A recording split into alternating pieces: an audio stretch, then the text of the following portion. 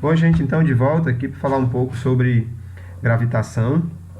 A gravitação é a parte da física que vai explicar então o movimento dos astros, dos planetas, dos satélites. Em última instância, a gravitação tenta explicar por que o universo se organiza da forma que se organiza, por que os astros se movem da forma que se movem. Quando a gente estuda gravitação, a gente pode fazer isso sobre é, dois vieses. O primeiro é um viés cinemático, né? Vocês já devem vocês lembram dos comentários que a gente fez em sala de aula. As teorias físicas elas podem ter um viés cinemático ou um viés dinâmico. O viés cinemático, então, vai me explicar como as coisas acontecem, e o viés dinâmico vai me explicar por que as coisas acontecem da forma que acontecem.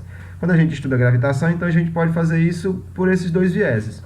Se a gente quiser entender, então, como os astros se movem, a gente vai ter que conhecer um conjunto de leis que foram deduzidas a partir de observações experimentais, conhecidas como as 3 leis de Kepler. Kepler, ele tinha em mãos um conjunto enorme de observações astronômicas feitas pelo o professor dele, Tycho Brahe, né?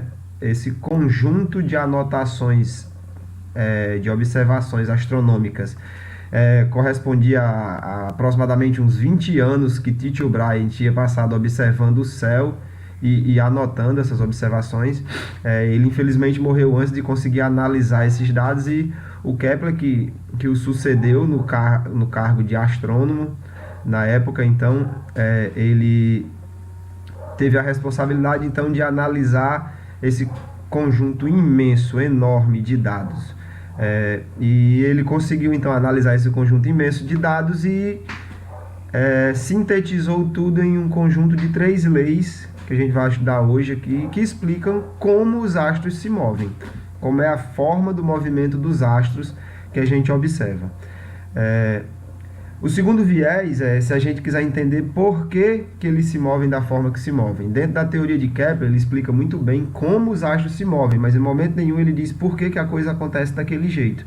Se você quiser entender isso, então, posteriormente, Isaac Newton desenvolveu a teoria da gravitação universal, e essa teoria da gravitação universal, então, é quem vai me explicar o motivo pelo qual por que os planetas se movem, por que os astros em geral se movem da forma que se movem, ok? Então nosso objetivo hoje é estudar, conhecer as 3 leis de Kepler e conhecer a teoria da gravitação universal de Isaac Newton.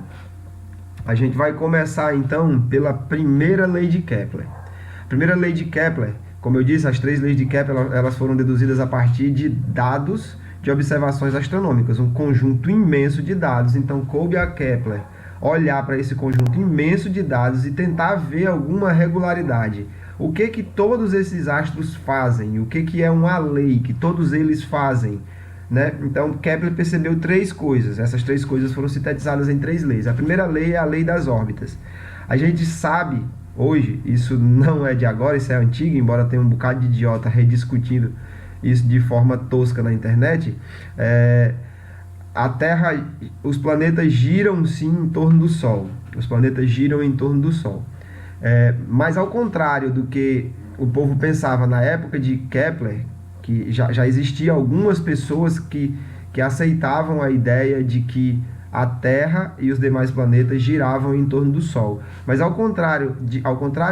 diferente do que eles pensavam, o que Kepler conseguiu ver a partir dos dados que ele tinha em mãos é que as órbitas dos planetas, o caminho que um planeta faz em torno do Sol, você pode ver aqui na figura, essa trajetória que está aqui marcada em rosa. Então, a órbita do planeta em torno do Sol não era um círculo, como muita gente acreditava, como a maioria acreditava naquela época. O que Kepler percebeu das observações dele é que as órbitas dos planetas em torno do Sol na verdade, uma elipse. Ok? Uma coisa parecida com um círculo achatado. Falaremos mais da elipse na tela seguinte. Então, Kepler enunciou isso da seguinte forma: os planetas giram em torno do Sol em trajetórias elípticas, não circulares. E o Sol não está no centro da elipse, e sim em um dos focos. Ou seja, o Sol, o astro orbitado, no caso aqui o Sol, ele não fica exatamente no centro da órbita, ele fica deslocado do centro da órbita em um ponto que é conhecido como o foco da elipse. Essa então é a primeira lei de Kepler. todos os astros do Sistema Solar, todos os astros no universo que orbitem algum outro astro, eles o fazem desta forma, em órbitas elípticas. E o astro que está que é o astro central entre aspas, o astro orbitado, ele não fica exatamente no centro da órbita, ele fica um pouco deslocado em um ponto que seria conhecido como o foco da elipse. Bom, para a gente poder ter isso mais claro, o que é uma elipse? Uma elipse é essa figura geométrica aqui, né? Toda elipse ela tem dois pontos que são conhecidos como focos. Então aqui a gente tem o foco 1, a gente tem aqui o foco 2. Entre os focos a gente tem o centro da elipse. Constrói-se a elipse então a partir desses dois focos. Essa distância, esse eixo perpendicular que passa aqui pela elipse, cortando a elipse exatamente no meio, perpendicularmente, esse parâmetro é chamado de eixo menor da elipse, desculpa. A distância do centro até a borda aqui sobre o eixo menor é chamada de semi-eixo menor. Então, isso que está destacado de vermelho aqui é o semi-eixo menor e a gente costuma representá-lo pela letra B.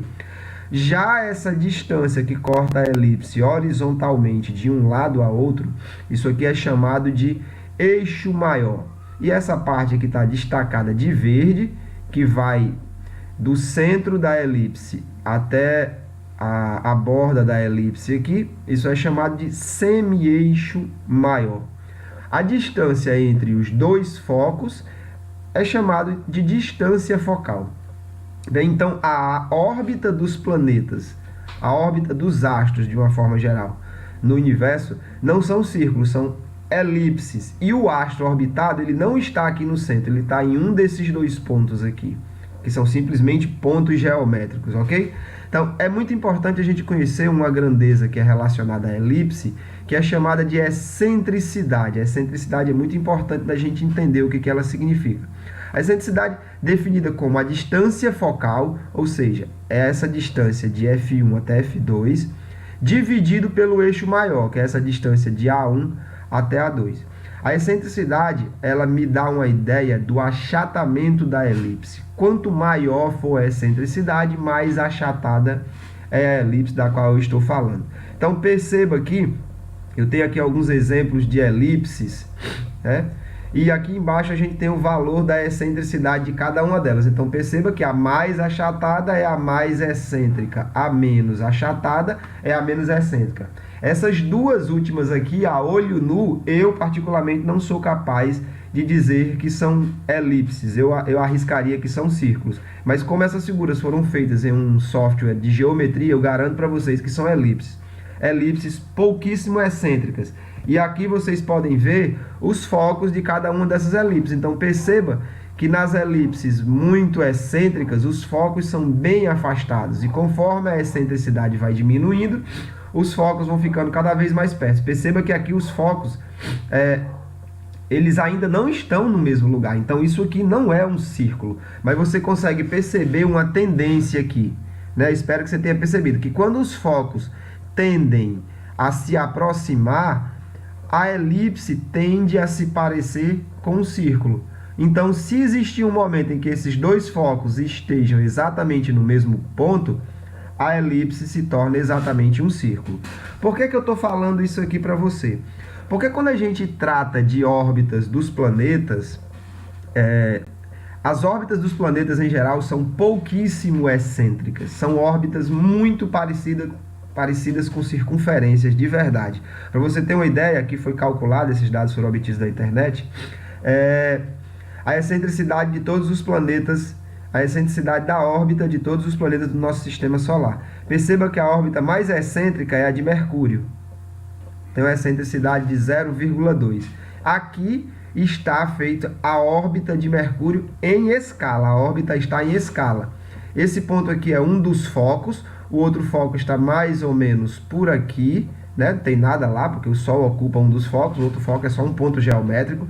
Perceba que se a gente olhar com carinho, dá para ver que, e principalmente com o Sol aqui no foco, dá para ver que isso aqui não é um círculo. Mas se eu tirar o Sol daqui, se eu tirar os pontos de referência, isso é muito parecido com uma circunferência.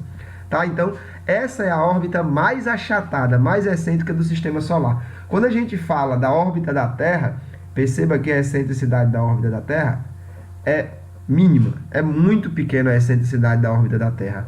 Os dois focos estão praticamente no mesmo lugar. Você não está vendo outro foco aqui, porque não tem nada no outro foco, então não está destacado. Mas perceba que o indicativo de que os dois focos estão muito próximos é que o Sol está praticamente no centro da elipse. E que a elipse é muito parecida com um círculo. Então, de uma forma geral, as órbitas dos planetas, dos astros de uma forma geral, elas são elipses. Mas quando a gente trata dos planetas no Sistema Solar, essas órbitas são pouquíssimo excêntricas. Isso só aumenta o crédito que deve ser dado a Kepler. Porque a partir de números tabelados, dados astronômicos, 20 anos de dados de um monte de astros diferentes, Kepler foi capaz de perceber que aqueles dados representavam uma elipse e não um círculo. Eram muito parecidos com o círculo, mas não eram círculos, eram matematicamente, na verdade, elipses. Ok?